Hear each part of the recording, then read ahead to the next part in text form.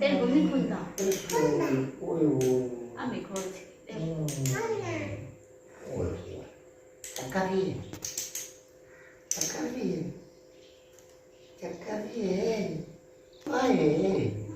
ना करो Tiền đi lên đi. Cacari quay ta cứ. Viết thế. बिस्मिल्लाहिर्रहमानिर्रहीम अस्सलाम वालेकुम। सब देखने वालों को सबके लिए दुआ है, जहाँ रहें खुश रहें, आबाद रहें, हंसते और मुस्कुराते रहें जी। इसी दुआ के साथ करते हैं अपने आज के व्लॉग का आगाज़। और अभी जी टाइम हो चुका था हसनैन साहब की मालिश का, तो अभी मैं इसकी जी मालिश शुरू करने लगी थी। तो अभी इसके जी बाबा जान ने आके इसको जैसे ही बातें करवाई हैं तो प्यार श्यार किया है, तो हसनैन साहब जी मतलब रोना शुरू कर दिया कि मुझे उठा ले, मुझे बातें करवाए जा रहे हैं। ऐसे ऐसे बाजू खिला के रो के दिखाया कि मुझे ना बस उठा लें आप।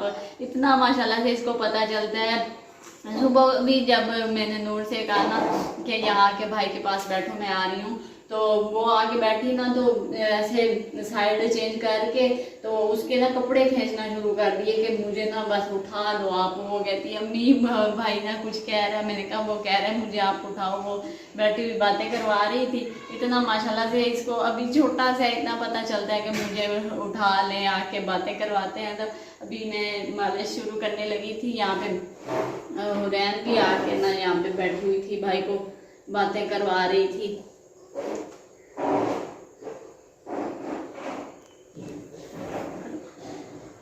इधर आओ। अभी जी एक कुछ दिन पहले ना बिल्कुल इसी टाइम पे इसी तरह ना मैं बैठी हसनैन की ना मालिश कर रही थी और बाकी किचन में अपने काम में बिजी थी। फूफो भी कमरे में थी, अली भाई उसी टाइम बाहर से आए थे जी। मैं ऐसे बैठी हुई थी अपने, मतलब मुझे कुछ पता नहीं था कि पीछे कोई आ रहा है, बिल्कुल पता भी नहीं चला ना। तो ऐसे मतलब एक इतनी औरत भी नहीं थी, लड़की नुमा थी ना, मतलब वो बूढ़ी थी ना औरत थी, बिल्कुल यंग सी थी। देखने में किसी चुड़ैल से कम नहीं थी। मतलब इतने बिखरे बाल थे उसके और हाथ में इतना मोटा डंडा पकड़ा हुआ था।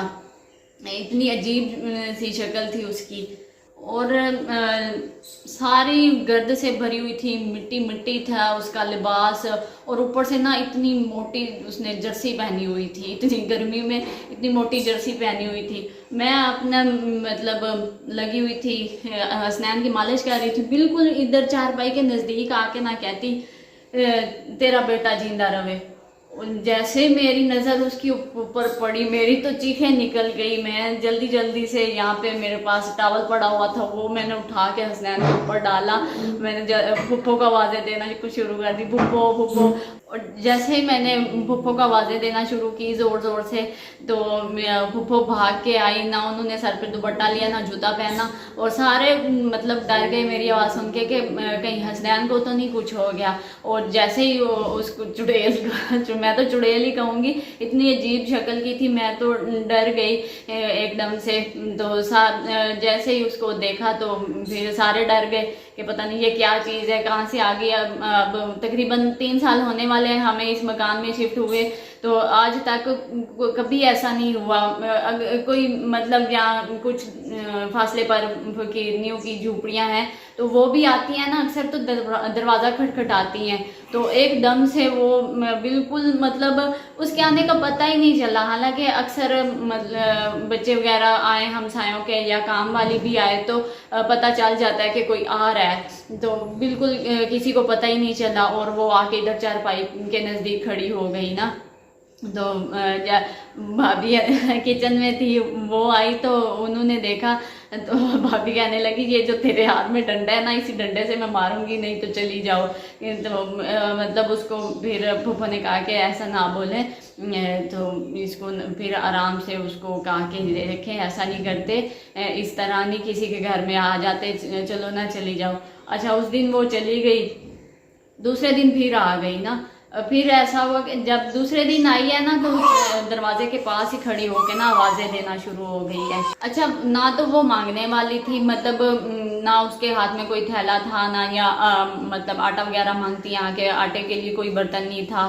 तो मैं इस वजह से मैं भी और सब घर वाले भी इसलिए डर गए थे क्योंकि हमारे बड़े बुजुर्ग कहा करते थे कि बच्चे को अकेला नहीं छोड़ना चाहिए, क्योंकि अभी ये 40 दिनों के नहीं हुए ना हसनैन, तो इसलिए मैं भी कभी मतलब आगे पीछे हूँ तो मैं किसी ना किसी को यहाँ पे बिठा के जाती हूँ या फुफ्फो को दे के जाती हूँ, तो कोई अगर मुझे काम भी करना हो तो अकेला हम नहीं छोड़ते, इसलिए हम डर गए। जब दूसरे दिन भी आई तो ऊंची ऊंची आवाज़ें देना शुरू कर दी, पता नहीं क्या था ये।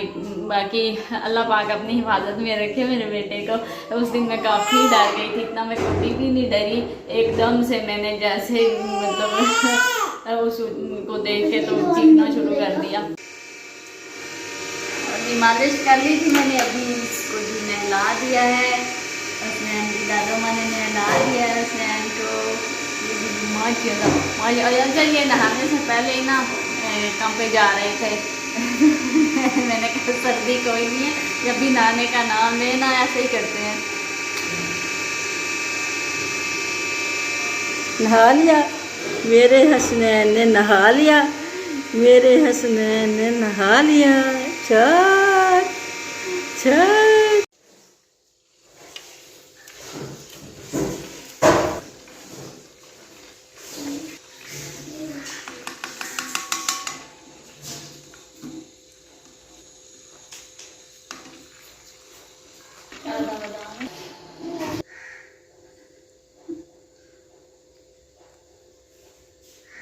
बोलो बोलो, कहो क्या हाल है पारे पारे वीवर, बोलो क्या हाल है पारे पारे वीवर। और जी माशाल्लाह से हसनैन साहब तैयार हो चुके हैं, और ये जी अभी इसलिए ये इस तरह कर रहे हैं, क्या गुस्सा आ रहा है मुझे, सुरमा क्यों पहना है अभी जी हसनैन साहब नहा हो के तैयार श्यार हो के तो वो सो चुके हैं, और यहाँ पे जी मैं बनाने लगी हूँ सालन। सालन आज हम बना रहे हैं मूंग की दाल, तड़के वाली दाल। यहाँ पे जी सारे पानी मैंने बॉईल होने के लिए रखा हुआ है, दाल भी धो के ले आई हूँ। तो अभी जो है लहसुन वो मैंने छीलना है, तो बाकी दाल वगैरह मसाले वगैरह डाल लेने के बाद लहसुन छील के तो वो मैं बाद में उसका पेस्ट बना लूँगी। और हुरैन यहाँ पे माशाल्लाह से खेल रही है, आज अकेली खेल रही है। पहले ऐसा होता है कि कल जैसा कि भाभी और ज़ारा को भाई ले गए थे, वो चले गए थे घर, तो उनके जाने के बाद बच्चे काफ़ी ज़्यादा उदास हो गए थे। आज हुरैन वैसे शरारतें नहीं कर रही जिस तरह ज़ारा के होते हुए कर रही होती, दोनों माशाल्लाह से इस टाइम पे लगी हुई होती थी, आपस में खेल रही होती थी। आज अकेली खेल रही है। यहाँ पे जी पानी बॉईल हो चुका था और दाल मैंने डाल ली है, और मसाले शामिल करने लगी हूँ। 1 चम्मच धड़ा मिर्च, 1 चम्मच लाल मिर्च, आधा चम्मच हल्दी, थोड़ा सा गरम मसाला और नमक हस्बे ज़रूरत।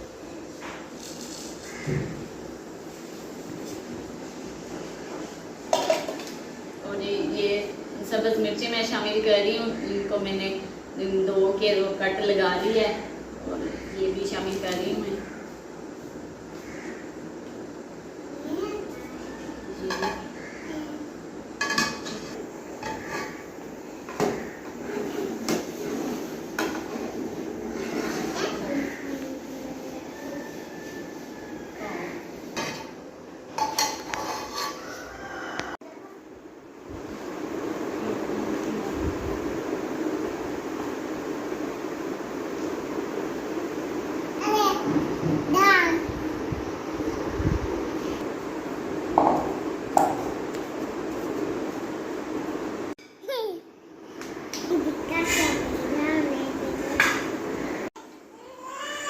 मैंने लहसुन का पेस्ट बना के तड़का लगा रही हूँ मैं इसको।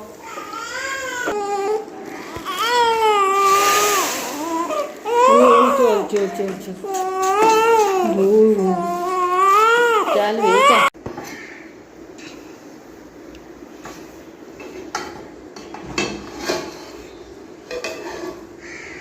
दाल को तड़का लगा लिया था मैंने और दाल हमारी तैयार हो चुकी है। अभी मैं सब्ज़ धनिया शामिल करने लगी हूँ। सब्ज़ धनिया शामिल करने से पहले मैंने जी दाल निकालनी है अपने लिए, क्योंकि सब्ज़ धनिया वाली दाल मैं नहीं खाऊंगी, क्योंकि मोहम्मद हसनैन फीड करते हैं तो इसलिए।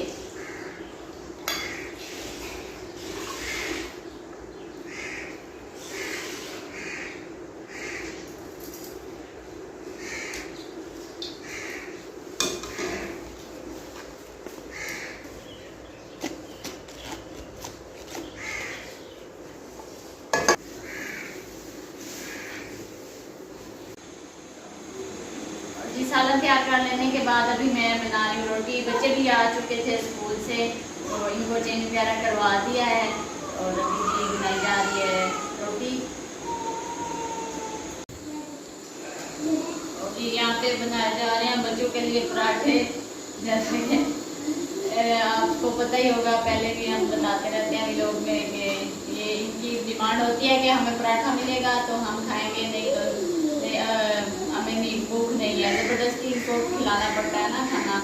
तो आज तो मैं कह रही थी दाल बनी हुई है तो माशाल्लाह से दाल कभी कभी खा लेते हैं, बाकी सब्जियों की निस्बत मतलब इतना खास नहीं, ज़्यादा सालन खाते, दाल फिर भी कभी कभी खा लेते हैं। तो फिर इन्होंने यही बोला कि पराठा मिलेगा, मैंने कहा पराठा मिलेगा, आप लोग खाने वाले बने।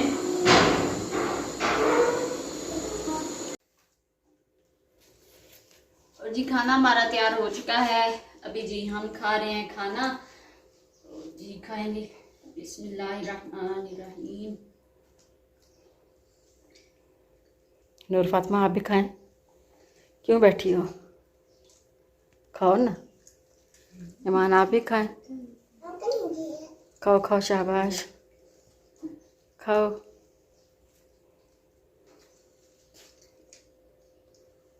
और जी हम अपना लंच कंप्लीट करते हैं, बाकी अपने व्लॉग का इख्तिताम करते हैं और उम्मीद करते हैं कि हमारी वीडियो आपको पसंद आई होगी। तो जी वीडियो पसंद आने की सूरत में लाइक शेयर और चैनल को सब्सक्राइब कर दीजिएगा। मिलते हैं नेक्स्ट व्लॉग में, तब तक के लिए अल्लाह हाफिज़।